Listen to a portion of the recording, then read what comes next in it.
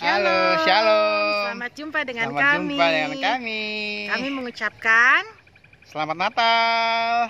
dan Damai Natal selalu menyertai. Terus biarlah kita menyambut tahun baru ke depan dengan hati yang bersyukur. Tetap semangat melayani Tuhan. tetap jaga kesehatan, saling mengasihi, unity di dalam kasih Tuhan. Amin. Amin. God bless you all. Bye-bye. Bye-bye. Kami bersyukur kepada-Mu Tuhan untuk pagi hari ini. Kami berterima kasih untuk kasih setia Tuhan.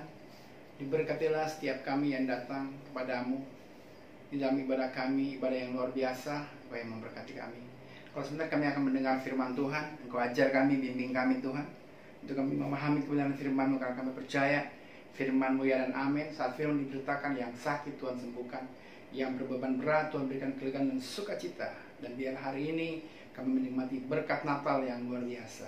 Hanya di dalam nama Tuhan Yesus Kristus kami sudah berdoa dan sambut kebenaran firman-Mu. Haleluya. Amin. Shalom teman-teman, Tuhan Yesus berkati. Selamat pagi, salam jumpa dengan saya dari Jakarta. Saya ucapkan Merry Christmas. Semoga memasuki tahun yang baru ini setiap kita mempersiapkan hidup kita untuk menyongsong tahun yang baru, dan pastikan bahwa tahun yang baru akan lebih baik dari tahun ini. Oke, amin. Lihat kawannya, siap memasuki tahun baru.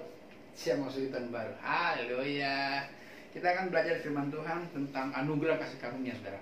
Kadang-kadang kasih karunia ini sangat luar biasa, sehingga firman Tuhan katakan, karena begitu besar kasih Allah akan dunia ini, sehingga ia telah mengaruniakan anak yang tunggal, supaya setiap orang yang percaya kepadanya tidak binasa, melainkan beroleh hidup kekal. Dan saya mau katakan, saudara, kasih karunia Allah buat kita itu sangat luar biasa.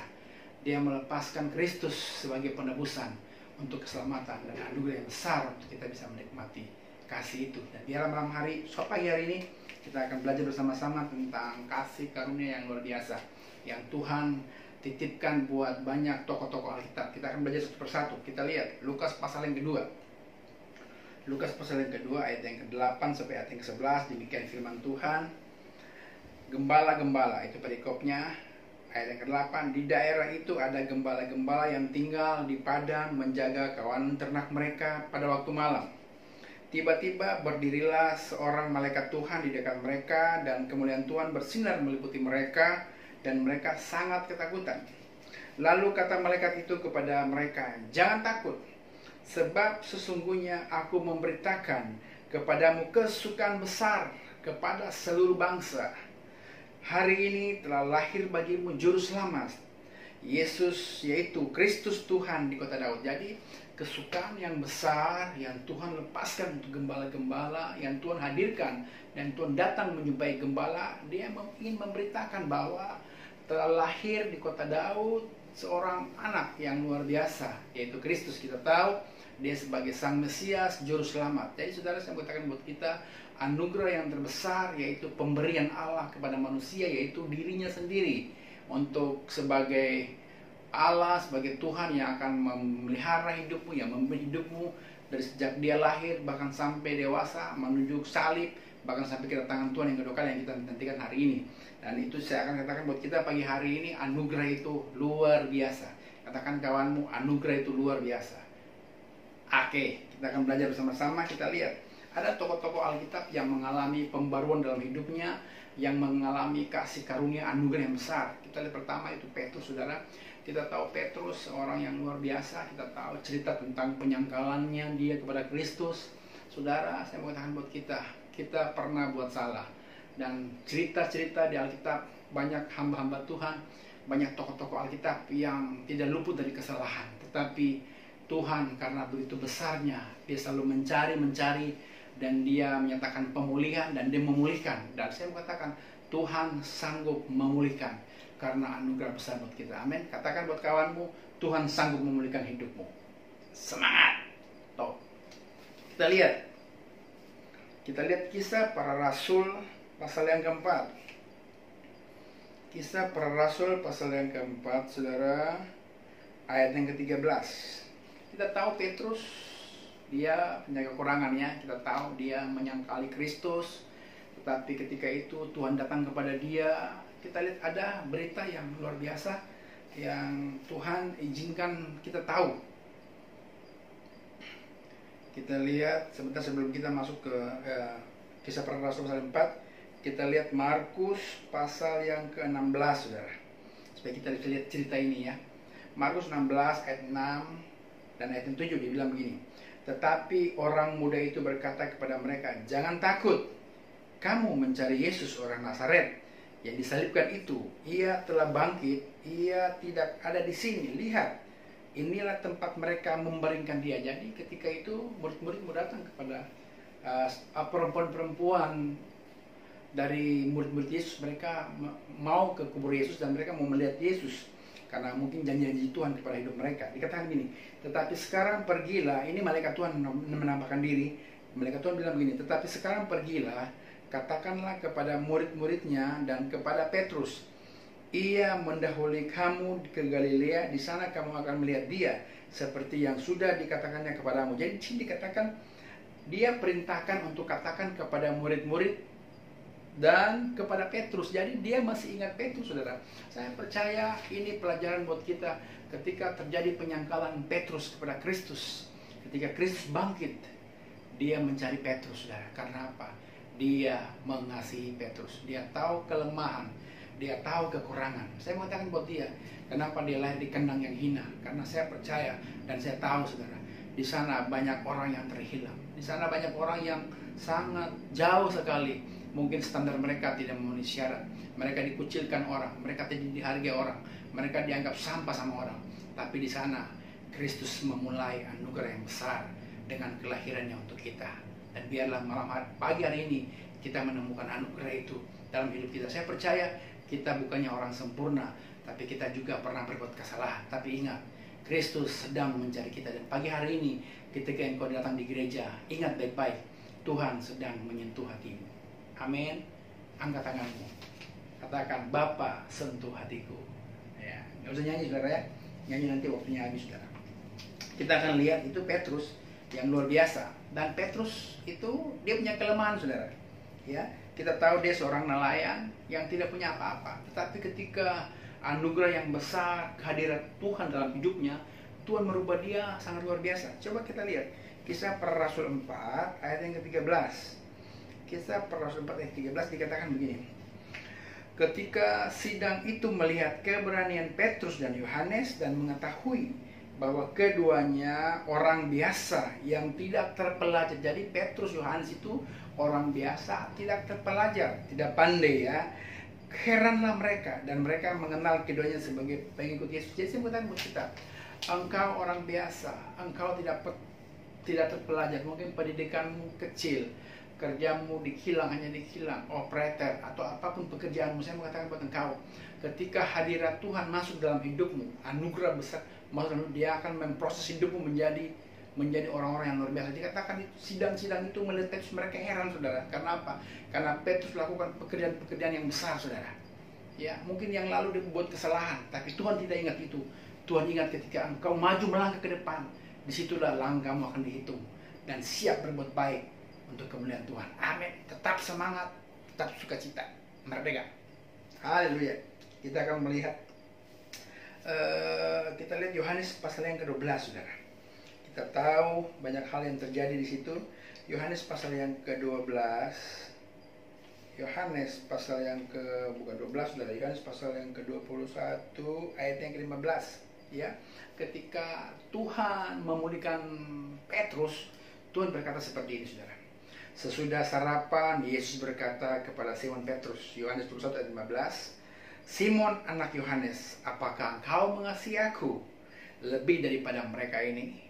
Jawab Petrus kepadanya, "Benar Tuhan, engkau tahu bahwa aku mengasihi engkau." Kata Yesus kepadanya, "Gembalakanlah domba-dombaku." Pertanyaan ini 3 kali Yesus lepaskan untuk Petrus. Karena apa? Yesus selalu ingatkan Petrus bahwa anugerah yang Yesus bawa datang itu untuk Petrus. Dan saya percaya itu juga untuk kita, saudara. Amin. Tuhan tidak mengingat kesalahan di belakang, tetapi Tuhan ingin memberikan tanggung jawab buat kita. Ya, seperti ini dia bilang, "Petrus, gembalakanlah domba-dombaku." Pengertian saya seperti ini. Mungkin dia bilang kepada Petrus, "Petrus, hari-hari ini ada orang yang seperti engkau. Ada orang yang pernah menyangkal aku. ada orang yang pernah meninggalkan aku, ada orang yang sudah jauh daripadaku. Tapi Tuhan katakan, Petrus, gembalakanlah mereka. Mungkin kita, orang-orang yang mengalami, yang pernah melewati hari-hari yang sukar, tapi ketika kita datang kepada Tuhan dan Tuhan pulihkan kita, tanggung jawab kita melihat teman-teman kita. Amin. Banyak teman-teman kita yang mengalami hal yang susah, yang sangat luar biasa, tetapi Tuhan memanggil engkau supaya kasih anugerah itu bisa engkau nyatakan bagi orang lain, saudara. Amin. Engkau jadi berkat buat mereka, menjadi berkat buat keluargamu, menjadi berkat buat kita di hostel di mana engkau bekerja. Dan malam pagi hari ini Tuhan sedang menyatakan engkau dalam hidupnya. Haleluya. Terus kita lihat, saudara, ya, masih banyak sebenarnya yang Tuhan lakukan buat Petrus. Tetapi satu hal yang menarik, Tuhan menyatakan kasihnya buat Petrus. Dan tanggung jawab, perhatikan, katakan tanggung jawab. Ada tanggung jawab yang harus kita selesaikan. Gembalakanlah domba-domba. Ada keluarga kita, ada orang-orang yang mungkin hari-hari ini mereka sedang putus asa, mereka sedang putus pengharapan ketika mereka mengalami hal yang sangat luar biasa. Tapi biarlah hari ini Tuhan menyatakan keselamatan buat keluarga kita. Percaya, ketika engkau selamat, engkau bertobat, yakin bahwa Tuhan sedang bekerja untuk keluargamu. Ada tokoh-tokoh Alkitab yang sebagai contoh, ketika dia seorang ikut Tuhan, seorang percaya kepada Tuhan, Tuhan melindungi segenap keluarganya, bahkan Tuhan selamatkan keluarganya. Itu Petrus, saudara. Terus kita lihat, saudara, ada Saulus, ada Paulus yang kita tahu, dia sangat luar biasa. Dia orang yang sangat, kalau kita lihat sebelum dia menjadi pengikut Tuhan, dia orang yang jahat. Tapi saya mau katakan buat kita, ketika dia mengalami kehadiran Tuhan, mengalami anugerah Tuhan dan kasih karunia yang begitu besar, di perjalanan ke Damsyik, Tuhan tahan dia, saudara. Dan kita tahu ceritanya, dia buta, dan habis itu dia mengalami kesembuhan, dan Tuhan pakai dia secara luar biasa. Kita lihat perjalanan Petrus, banyak hal yang dia alami. Bahkan dia bilang begini, hidup untuk Kristus, mati adalah keuntungan. Salah, saudara, ya. Tapi saya mau katakan buat kita, Paulus bisa belajar itu, saudara. Karena apa? Banyak hal yang dia tidak lewati. Pengalaman hidupnya tidak bisa memendung kasih Tuhan untuk datang kepada dia. Saya mau katakan, engkau punya masa lalu yang buram, yang muram, masa lalu yang butek, masa lalu yang tidak baik. Tetapi saya mau katakan, tidak akan pernah bisa menghalangi kasih karunia Tuhan ketika Tuhan meletakkan tangannya di atas hidupmu. Dan percayalah, Tuhan sanggup memulihkan engkau. Nilaimu berharga di mata Tuhan. Amin. Orang lain boleh tidak menghargai engkau, tidak pernah mungkin menilai engkau, tetapi saya mengatakan buat engkau, Tuhan Yesus selalu mengasihi engkau, karena engkau diciptakan serupa dengan gambarnya. Kemuliaan Allah dinyatakan dalam hidupmu, kemuliaannya hadir dalam hidupmu, dan siap untuk berubah ke depan di tahun 2021. Oke? Tetap semangat. Dikatakan selanjutnya begini, saudara. Jadi ada sesuatu yang terjadi dalam diri Paulus. Paulus mengalami perubahan dan anugerah itu dia alami. Dan ada hal yang dikatakan begini. Kita tahu masa pandemi ini sangat sukar, banyak orang yang mengalami hal yang putus asa, ada yang capek menghadapi hidup ini, ada yang putus asa. Kemarin ada anak di Alora, dia bilang, Pak aku kadang-kadang capek, swab bisa 5 kali, udah istirahat sebulan lebih, mereka akan putus asa, mereka tidak sakit tapi mereka harus karantina. Tapi saya mau tanya buat kita, kadang-kadang Tuhan uji kita lebih keras lagi, saudara. Kenapa? Tuhan ingin kita murni di hadapan Tuhan. Amin. Ayub 23 ayat 10 katakan, karena ia tahu jalan hidupku, seandainya ia menguji aku akan timbul seperti emas. Ada orang-orang yang memang perlu pakai amplas yang kasar, saudara, ya, untuk Tuhan uji terus, Tuhan poles terus. Tapi ada orang-orang yang pakai amplas yang halus, jadi Tuhan mungkin oles pelan-pelan, saudara. Batu permata awal-awal sebagai bongkahan itu perlu kekuatan yang besar untuk menghancurkannya. Tapi ketika dia sudah mulai dipoles dan dia untuk membuat finish, itu perlu olesan yang lebih halus dan lebih halus lagi. Bahkan saya pernah lihat mereka pakai air, saudara, untuk memurnikan semuanya. Dan saya mengatakan buat kita, pagi hari ini mari, Tuhan sedang memurnikan hidup kita. Amin. Lupakan masa lalumu, tinggalkan dia. Engkau mungkin tidak bisa menahan mulut orang lain untuk membicarakan tentang keburukanmu. Tapi saya mengatakan buat engkau, tangan Tuhan di depan terulur pada engkau, makanya engkau harus lari ke depan. Jangan lihat ke belakang, lari ke depan. Ada Yesus yang membentangkan tangannya untuk mau memeluk engkau, untuk mau memberkati engkau, dan untuk membawa engkau masa depan yang penuh pengharapan untuk kau lewati bersama dengan dia, karena dia mengasihimu. Amin. Kita lihat, ada hal yang sangat luar biasa, yaitu perempuan Samaria. Kita tahu perempuan Samaria, saudara, dia perempuan yang tidak benar, dan dia kebiasaannya siang-siang mengambil air karena dia pikir sepi, nggak ada orang. Tetapi ketika dia bertemu dengan Tuhan, kita lihat ceritanya, Tuhan selamatkan dia, dan Tuhan memilih dia untuk memberitakan kabar baik. Dan saya mau katakan, dalam sejarah misi apostolik bangsa-bangsa, dia adalah seorang wanita yang pertama yang menyelamatkan satu kota, saudara. Dengan kesaksiannya, dia memberitakan kabar baik, dan Tuhan pakai dia untuk menyelamatkan kota. Coba kita lihat sebentar Yohanes pasal yang keempat, saudara. Ya, Yohanes pasal yang keempat, ayat yang ke 39, saudara.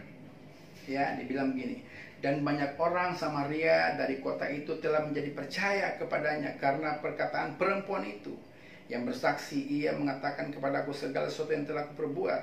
Ketika orang-orang Samaria itu sampai kepada Yesus, mereka meminta kepadanya untuk supaya ia tinggal pada mereka, dan ia pun tinggal di situ 2 hari lamanya.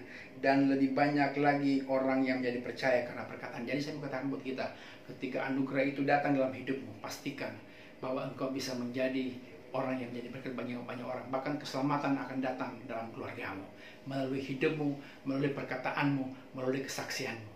Oke? Dan biarlah pagi hari ini Tuhan menemukan engkau di sini, di Kulim. Berdoa untuk Kulim, karena Tuhan pakai gereja ini untuk memberitakan kabar baik bagi hostelmu, bagi teman-temanmu yang sekarang ini makin menjauh. Tetapi Tuhan kasih tugas buat engkau, gembalakan mereka, perkatakan hal-hal yang baik buat mereka, perkataan yang penuh harapan untuk mereka, supaya mereka tetap semangat karena Tuhan mengasihi mereka. Semangat teman-teman. Yang terakhir, perasaan terakhir terus, saudara ya. Kita lihat Kisah Para Rasul pasal yang ke-7, saudara. Kisah Para Rasul pasal yang ke-7. Haleluya. Sudah berapa menit ya? Kisah Para Rasul pasal yang ke-7, ayat yang ke-46. Tapi sebelum itu kita lihat seorang perempuan yang namanya Rahab. Itu perempuan sundal, saudara. Jadi Rahab ini ceritanya begini, saudara ya. Tuhan ceritakan dia punya sejarah itu di Yosua pasal yang kedua. Hampir seluruh pasal itu menceritakan tentang Rahab. Kita tahu Rahab itu dikatakan Rahab itu seorang perempuan sundal, saudara ya. Apakah nggak ada kata-kata yang lebih baik dari seorang perempuan sundal, saudara? Mungkin perempuan yang tidak baik atau perempuan yang jahat, yang apa. Tapi Alkitab jujur, saudara ya, dikatakan perempuan itu sundal, saudara. Tapi saya mau katakan buat kita semuanya pagi hari ini, dengan perkataan ini, saudara, Tuhan membuktikan bahwa anugerah itu bisa menghancurkan segala kelemahan dan kekuranganmu. Amin. Anugerah itu besar sekali, saudara. Makanya kalau ketika engkau mengalami Kristus dalam hidup, mari jaga anugerah itu. Kerjakanlah keselamatan dengan takut dan tertarik pada Tuhan. Karena apa? Itu modal untuk kita, saudara.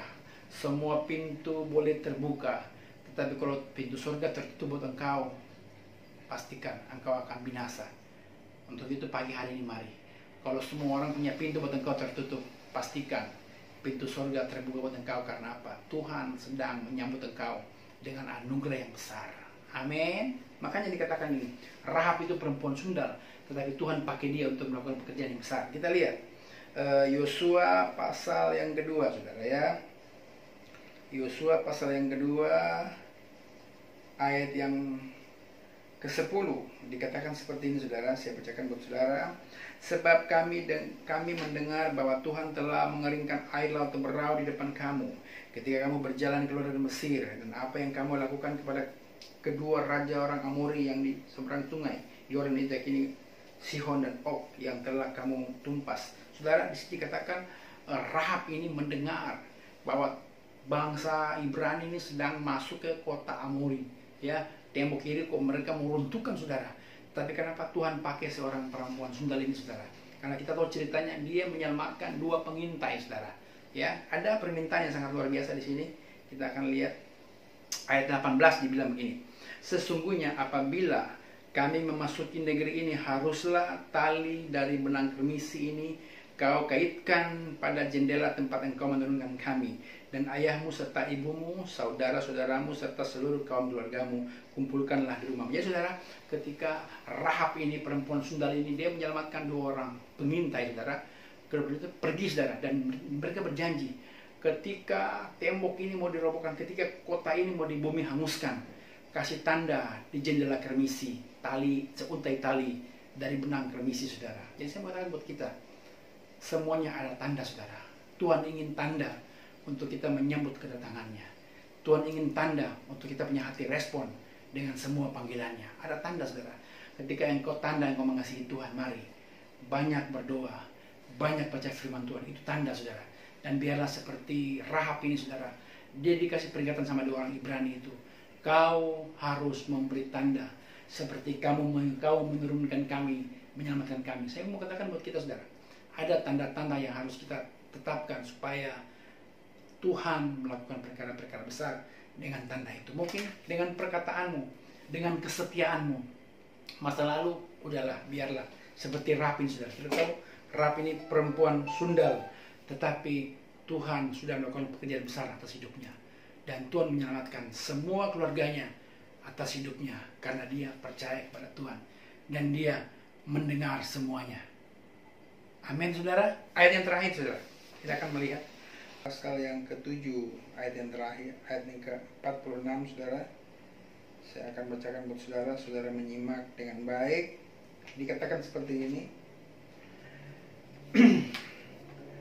Daud telah mendapat kasih karunia di hadapan Allah, dan ia memohon supaya ia diperkenankan untuk mendirikan suatu tempat kediaman bagi Allah. Jadi saudara, dari Rahab, Tuhan lakukan perkara yang besar. Kita tahu Rahab ini, dia seorang perempuan sundal. Tapi saudara, Ibrani 11 tuh ayat 31 tuh katakan tuh, Rahab itu perempuan sundal tetapi Tuhan selamatkan.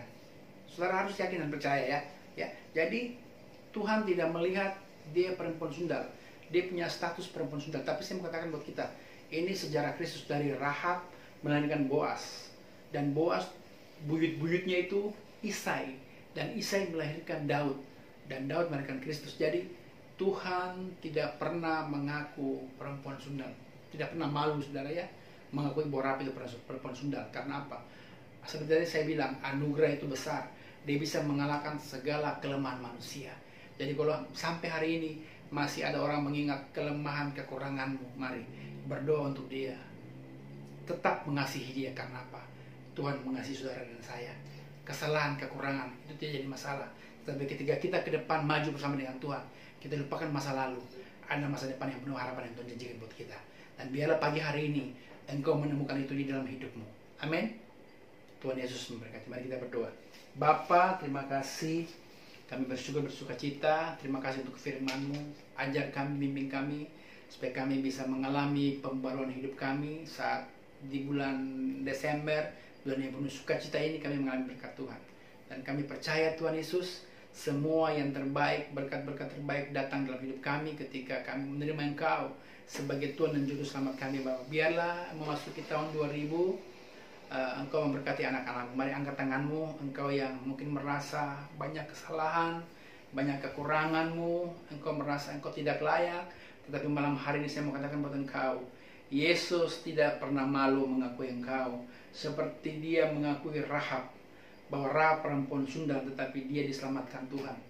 Banyak tokoh-tokoh yang gagal dalam hidupnya, tetapi ketika mereka mengalami kasih Tuhan kembali, Tuhan memulihkan mereka. Dan saya percaya pagi hari ini, ketika engkau sudah menjauh daripada Tuhan, engkau mungkin hanya datang ibadah di bulan Desember, tetapi ketika engkau mengalami Tuhan pagi hari ini, mari Tuhan ajak engkau untuk engkau memberikan tanda, supaya Tuhan tahu bahwa engkau benar-benar mengasihi dia.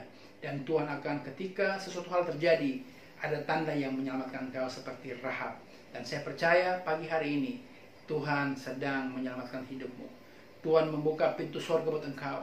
Kalau teman-teman lain tidak menghargai engkau, kalau semua pintu dari pergaulan semua tertutup buat engkau, saya katakan buat engkau pagi hari ini, tangan Tuhan masih terulur buat engkau, dan Tuhan terus memberkati engkau. Terima kasih Bapa. Dalam nama Tuhan Yesus kami sudah berdoa. Haleluya. Amin.